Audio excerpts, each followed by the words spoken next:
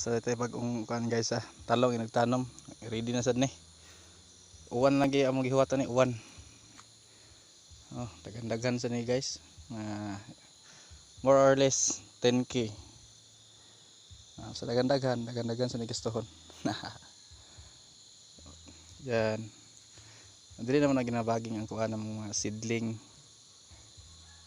Oh, ito talong ni talong. Variety ani Calixto. Calixto F1 hybrid. Oh. Next week pwede na to itanim. Ulan na lang ang hinihintay kasi hanggang ngayon wala pang ulan. Kitams.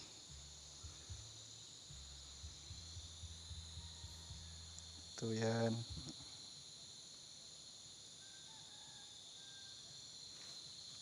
Yung maganda itong ano natin punla.